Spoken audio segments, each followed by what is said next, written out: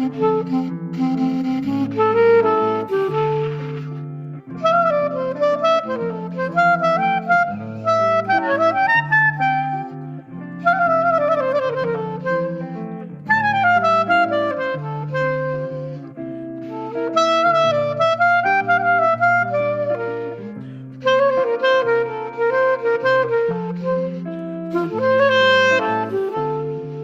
started off as a jazz musician. I became interested in jazz in my teens and went on to study at music college, and I was always particularly interested in improvisation in music. And then when I moved to Tokyo, I got involved with the improv theatre and found that there was a lot of compatibility between the ideas. So I started to formulate my own ideas about how these things fit together and what the general rules are about improvisation.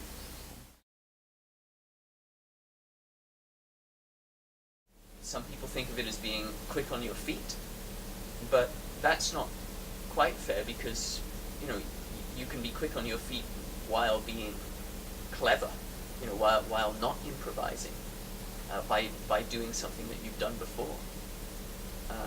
But I personally think of improvisation as not knowing what you're going to do next. And a lot of the times when the world is changing, we don't know what the right answer is. We don't know what the right thing is to do as a society or as an individual. It's, I guess, a leap of faith or a leap of intuition. Intuition is hugely important in improvisation. In fact, I'd say that improvisation is the art of developing intuition, really. What is improvisation? I would say that improvisation is being willing to take the risk that what you do might not turn out like you expect. Sometimes that works against you, but other times you come up with things that you couldn't possibly imagine.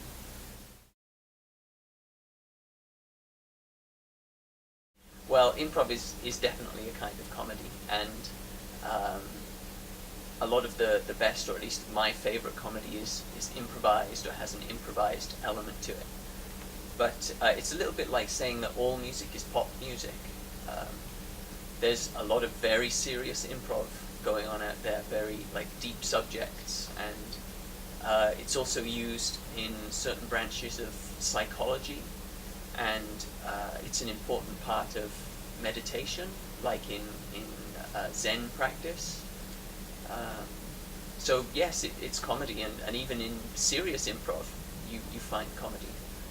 But to say that it's only comedy, I think that's it's a little bit of a superficial understanding of it. I grew up with Whose Line Is It Anyway? And I love that show very much. But I've come to realize that there's a lot more to improv than coming up with funny things you can do with a prop, or clever comebacks in situations.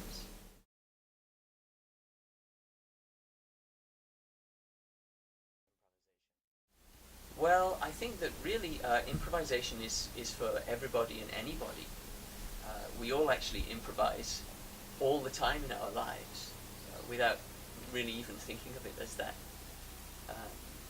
So when you tell a story to a friend or recount events, these are all improvisation, and it's a natural skill that we all possess. So I think anybody can benefit by kind of developing that skill. There are a lot of practical reasons, like public speaking, or just general social skills, teamwork. All of this is the kind of thing that improvisation can help people develop.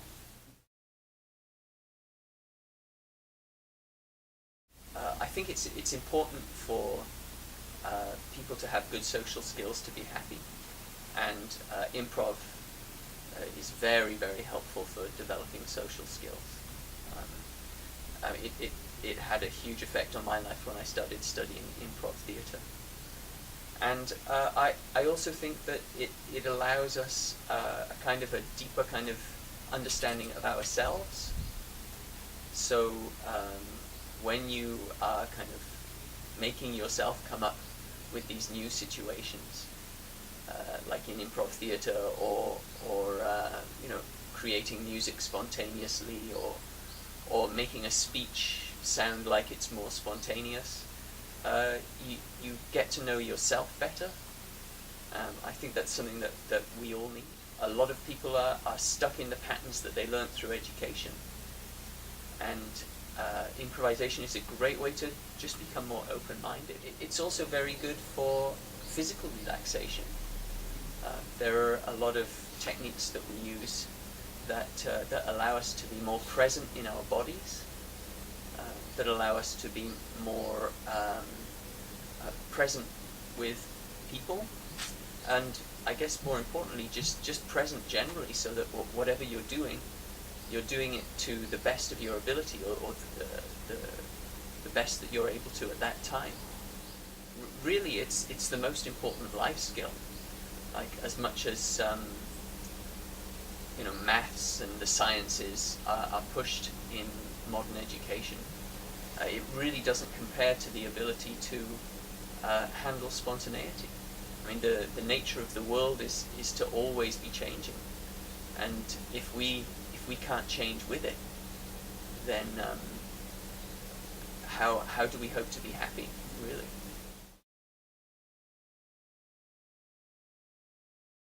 What techniques would I actually use to teach improvising?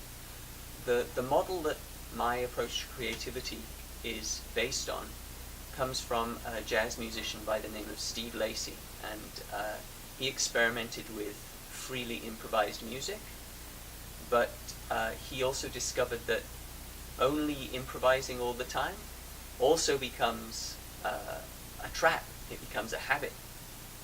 So he came up with this idea of polyfreedom, which means being willing to apply restrictions to yourself, or apply rules to yourself that you've chosen, being a higher form of freedom than actually being able to just do whatever you want all the time. So I look at creativity as coming from complete freedom, but to develop that freedom and to explore different aspects of it, we apply restrictions to ourselves.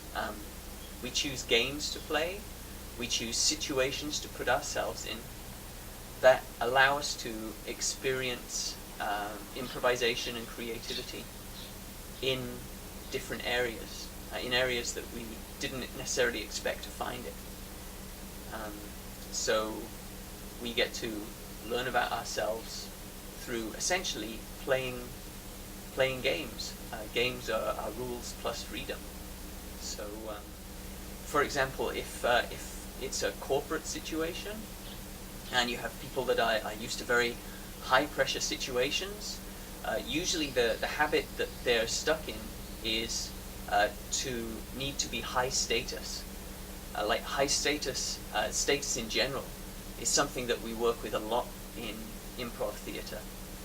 And being able to play with your status is actually a more powerful skill than being able to hold high status. So what we often do is play status games, like a status race, where people will imagine they're in a situation, for example, 2 knights at a court, and they try and see who can be the highest status, who has the longer sword, who can fight the better, who has saved the most damsels in distress. And you see how that plays out, but eventually you play the opposite, where you see who can play the lowest status. And that means that people who are stuck in a particular way of dealing with other people learn to play and be a little bit more fluid with how they see their relationship to other people, and they're able to relate to people more easily.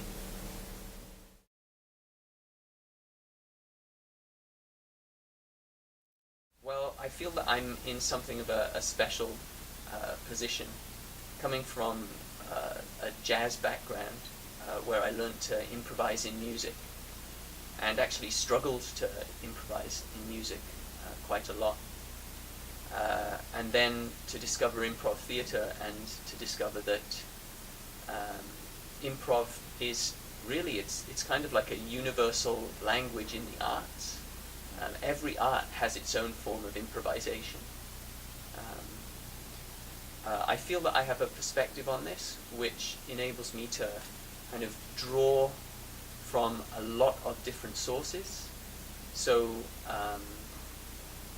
I feel that I have a broad knowledge, but also a knowledge which I can apply to a lot of different areas. One of the biggest complaints that businesses have nowadays is that the people that are coming into their employment are not creative enough. And I think that that's largely down to the education system, which highlights academicism and kind of book learning over maybe what you could call soft skills or fluidity. There's a lot of stuff going on in the sciences which is phenomenal, but it's lost its relevance really to everybody's day-to-day life. Improvisation, it comes down to the ability to make changes in your day-to-day life, to not be a slave to your habits, and to essentially experience the world in a more open way. I'm excited to customize some kind of workshop for whatever your needs may be.